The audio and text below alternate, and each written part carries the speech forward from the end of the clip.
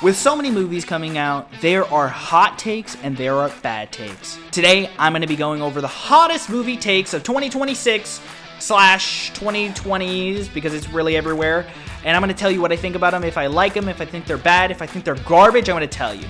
So let's get into it. Starting up with the first take, we got a really juicy one here. I'm gonna read it out. Forgive me, my reading, skills really stopped at 5th grade. We're really working with the tools that I have. By Movie Boy, coming in from 2021, a throwback of a comment. This is how it starts. Here's mine. The reason why we are so nostalgic for the 80s and 90s right now is that the overall quality of the mainstream movies has gotten so incredibly low that we can't help but look back fondly on the time when movies didn't constantly talk down to their audience.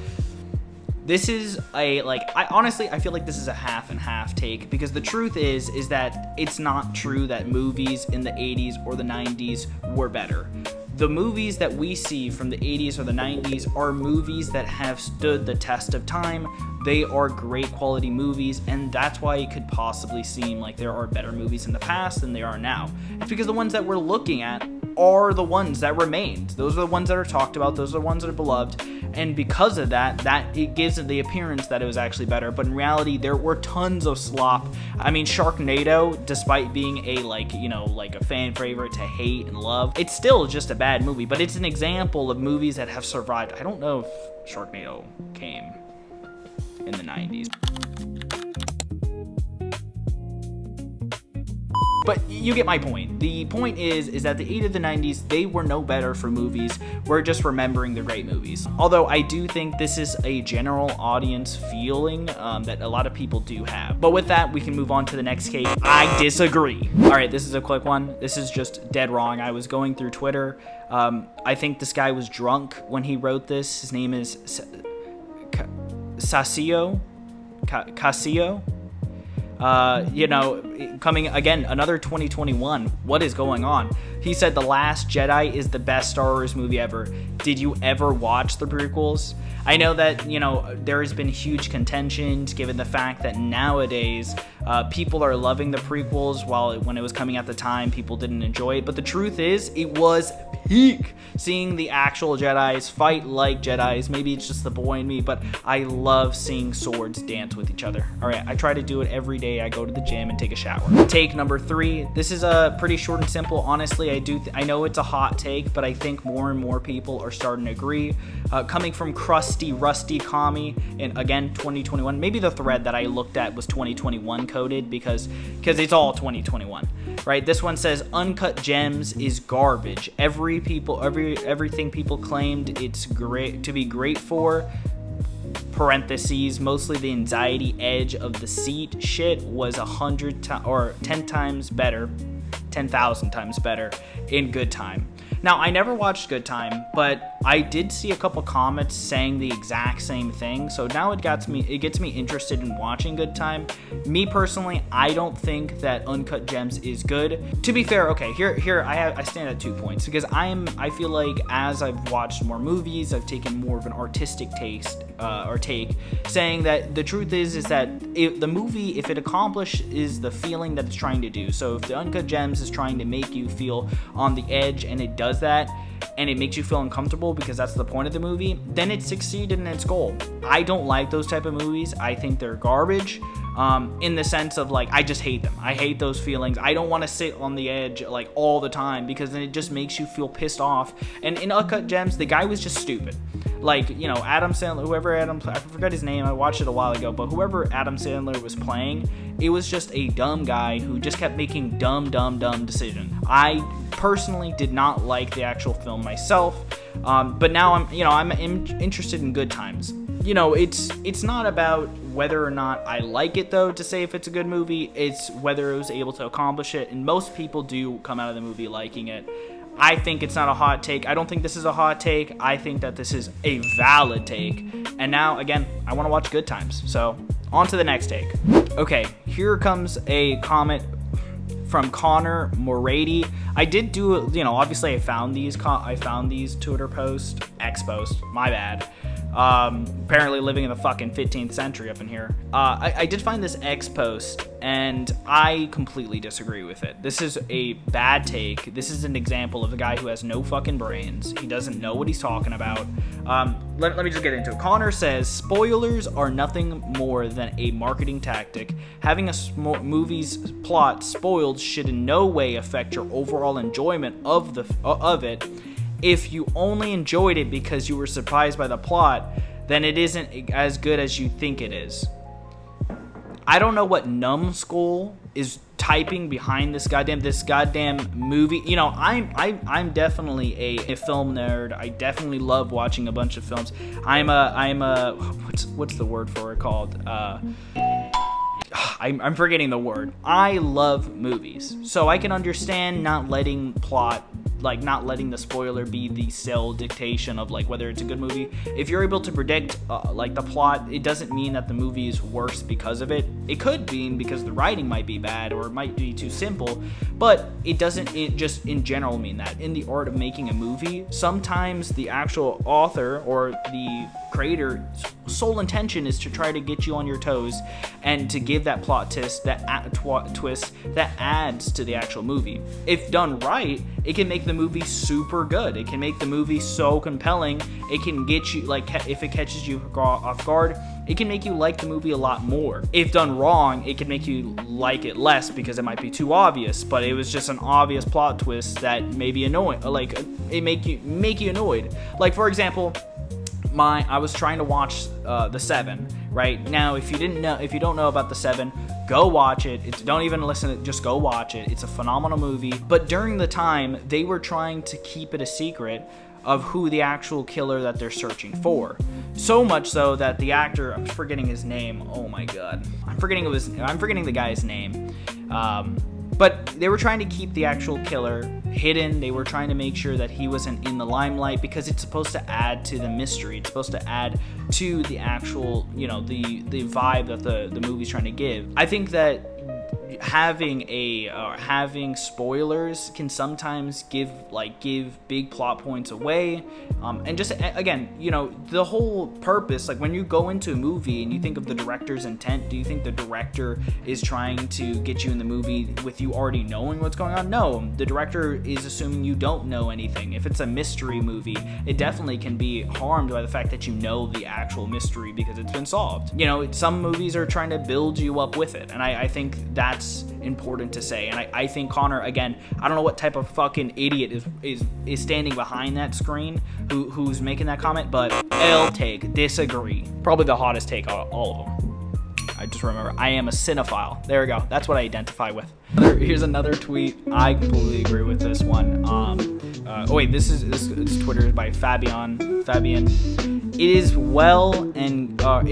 all well and good to have cool ideas in the themes, but if you're going to make it boring as sin, I think that's an input for something else. And 3 hours long, I'll fucking pass. No movie needs to have two separate spaceship docking scenes set to the same music. I'm in complete agreement. I think 2001: Space Odyssey was garbage. I will say Kubrick, I get it. Part of the actual appeal is the fact of like what techniques were used. Like for example, in 2001: Space Odyssey, if you watched it, don't go. If you watched it, cool. If you haven't, I wouldn't recommend you going out unless you are the biggest cinephile of them all and you like to feel pretentious. Then go ahead, go watch the movie. I wouldn't recommend it for the commoner, for the layman, for me, my boys. But I will say that the movie is very boring. It's very slow paced. Kubrick, he really just gets props for what he did for that time. I'm forgetting when the movie came out, but it was very impressive. The things that he accomplished, specifically in some of the scenes and how they're shot. One of the scenes, they literally had a big hamster wheel to show inside a space, what it would look inside a space station, where it's literally like rotating, and then like you got like a guy walking. Really cool of what they did to try to make like the movie special. But then you got these scenes that you're literally watching a docking scene for like minutes, and you're just watching it. It is boring. There's only one good part, and that's with the with the robot Hal, it was incredible. That's where you get the, is Hal going, shoot, that's the only part. If you're going to watch Space Odyssey, only watch the part with Hal and how creepy that robot is, because it was like the intro idea of like creepy AI and them turning against us. This mission is too important for me to allow you to jeopardize it. I don't know what you're talking about, Hal.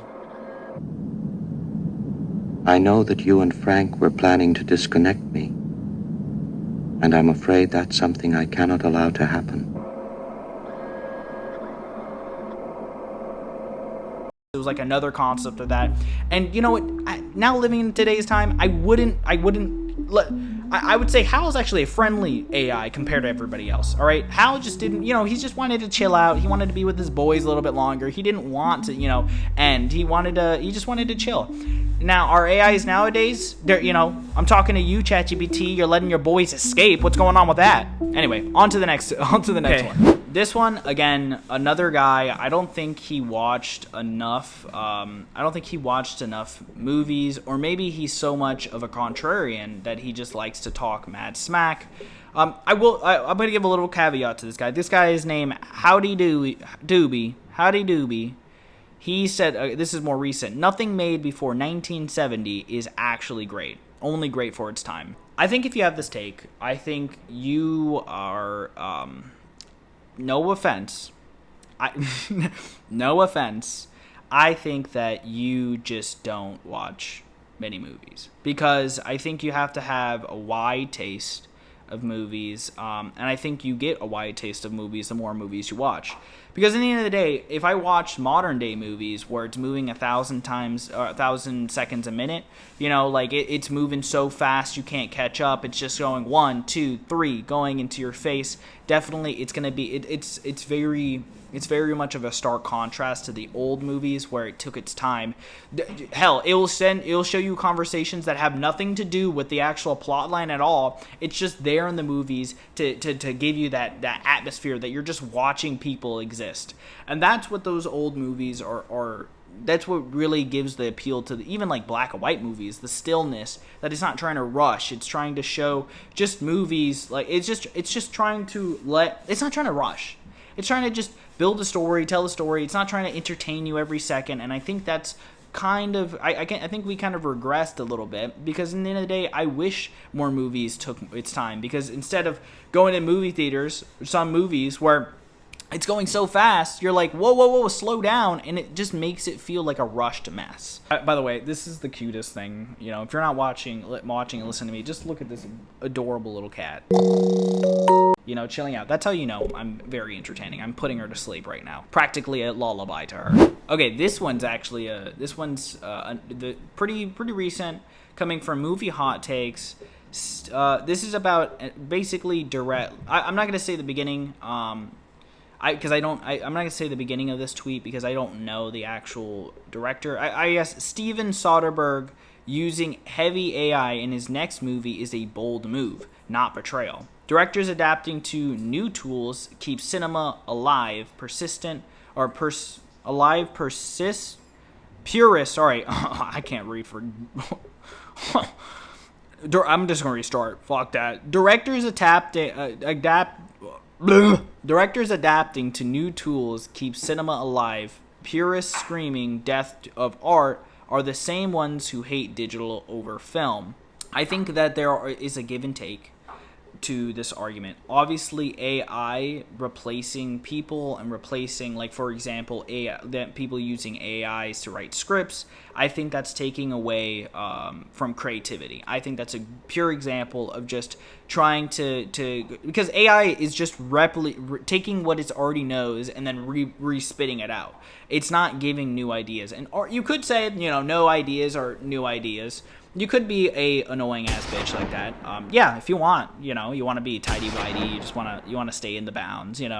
All right, cool. You don't want to call out. You want to, you just want to let the corporate overlords just run you. Or you can just acknowledge the fact that yes, there are people, like, replacing people with AI for like script writing. It does take it away. it does take a lot of the, it takes away from media, and that's what we've been seeing. We've been seeing slop come out of movies, and you can tell when an AI has been a part of it, building scripts, because it sounds robotic. It sounds like it's non-existent. It sounds like just trash. It just sounds bad. Arguably, I think in those instances, it's bad. But then you have the other side where you have a small indie director who's trying to make his break. I think it's more understandable for him to use AI in certain aspects, to make scenes look better, to help out with the flow. I feel like utilizing AI is more understandable. So I think, in my opinion, I think it's based on what you're able to do with the amount of money, or how much money you have and how many resources. Because if you're an indie director, it makes a little bit more sense. You're not going to have as much resources, so using AI can help you out and kind of cheapen layer. You can do more with your money. But if you are you're being backed by one of the biggest studios, using AI just cheapens the movie. It's messed up. You got $100 million budget and you need AI? Are you kidding me? Bro, wake up. Wake up. Lucy, my cat is being ridiculous. She's calling for my girlfriend who just left for 2 seconds. She's alive, Lucy. She's alive. The issue that the additional thing I wanted to say was about CGI itself, and kind of use that as like a metaphor to what's going on, and an example of why new technologies can be a detriment to a movie. That being, we see it in the day, with the usage of CGI. Practical effects were the only ways for things to get done, and since the day of CGI, directors and movies have been using CGI to completely cut out practical effects altogether. Now, when practical effects are added on top of CGI, CGI is added on top of practical effects, it can create a cinematic, it can create beauty, like a beautiful film. Take the Odyssey, for example. That used minimal CGI as possible, use it as a supplement, and then use the actual practical effects. Use practical effects to make it better.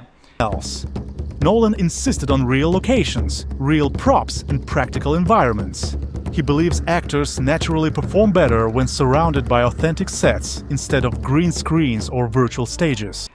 With that being said, I feel like that's the exact same thing you can say about AI, which is, AI isn't bad if it can be used to supplement certain things, but not as a complete replacement. It's going to make it better. But if we just use it as a one-size-fit-all, just completely cut out every, human interaction, then you're going to end up with a bunch of slop. It's going to be obvious, and it's not going to go. The best art is not made by robots. It's made by humans. Anyway, on to the next take, because Lucy's clearly telling me to shut the fuck up! Alright, now that she's doing better, as you can see, Lucy is now chilling out right beside me. We can go into the next one. This comes from the people's Twitter.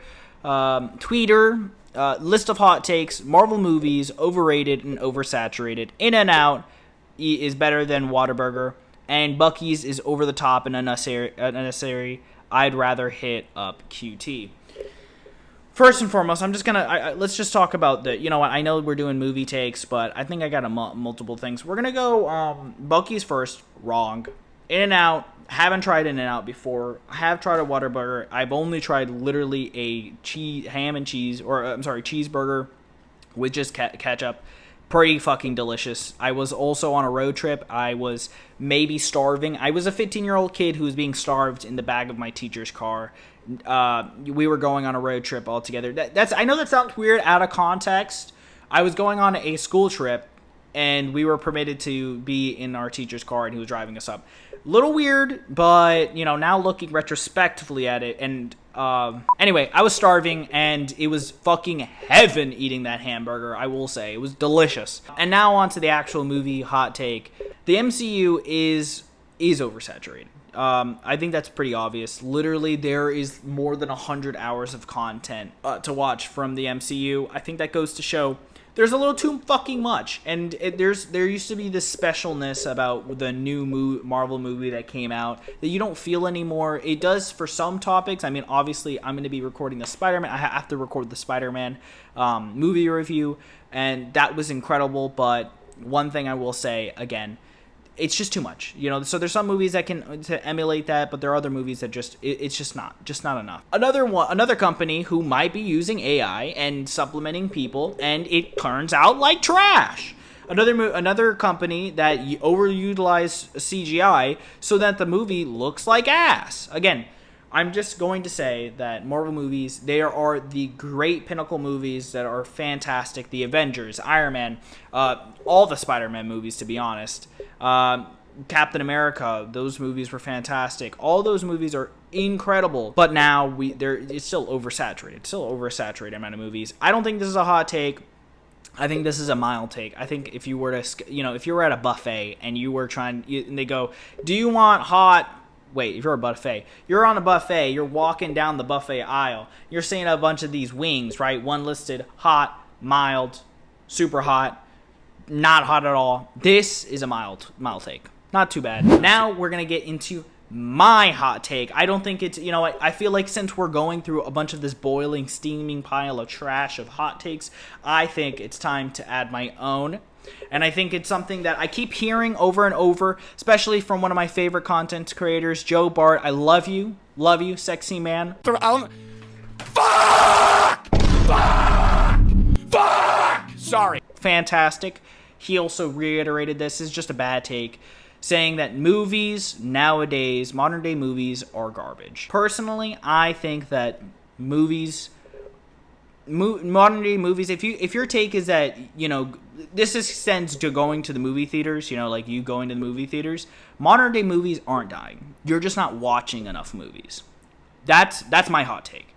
Because in the end of the day, when people say that, they also can't list, when they go to they can't list 5 movies that they've watched from that year. They can't. They only watched maybe the one Marvel movie that year, maybe another fucking just mainstream movie. But if you're just watching that and you're going to the movies just watching that, you're going to see that Marvel movie that came out this year, kind of ass. You're going to go see that one, maybe like one popular name, kind of ass, all like a comedy movie. You're going to get trash. I'm not even talking about comedy movies. Comedy movies, I think they've died. But I'm just talking about movies in general. I would say if you want to get into movies and you want to actually watch good movies, not to glorify the Oscars, because let's be honest, the Academy makes fucking horrible choices. But if you want to keep up with the times and see movies that are coming out this year that are getting big talk, big names, then go through the Oscar nomination list, watch them, and then you can tell me, oh, movies this year are ass. Because the truth is, over the last 5 years, they've been dropping bangers, and then people have the audacity to say that movies are ass. Buddy, just because you watch Marvel one fucking time, you went to the movie theater, spent $40 to see the goddamn Fantastic Four, doesn't mean movies are ass and you shouldn't go to the movie theaters. Maybe choose better movies. For one, Hamnet came out this fucking year. I know I just mentioned this earlier. That was phenomenal. Especially this year, was a peak year for fucking movies. I mean, obviously people are going to name The Odyssey. They're going to name Spider-Man. Last year, there was Superman that came out. They're going to name, like, the mainstream movies that people obviously are going to watch. Dude, if you just watch the mainstream and what they're telling you, you're going to end up feeling like it's just garbage. How about just try a little bit more out? Go and try, see a movie that you might not think were good. I mean, literally, movies like Obsession that were supposed to be indie movies that became mainstream are examples of why you should just go out and watch movies, whether or not it's mainstream or not. And if you do, I promise you're going to come out at the other side and feel like I was dead wrong. So I'm going to give you a whole year, because I know your ass ain't going to go to the movies now. It's an expensive time. But I'm going to give you a whole year, and in a year time, come back and tell me, sweet daddy Mark, you're right. And that's going to do it for the hottest movie takes of the year, whether they were bad or they were good. I appreciate everybody who left a comment, even Steven, who's a dumb idiot. Sorry, Steven. Love you. Dumb idiot. Let me know what you guys think. If you guys agree, if you have your own hot takes, leave a comment down below. I want to know if you guys agree with me or if you think I'm a dumb idiot as well. If you guys enjoyed the video, feel free to like, subscribe, and share the video. It always helps the channel. And thank you so much for being a part of Mark v. the World. I appreciate you guys. I love you guys. Have a great day.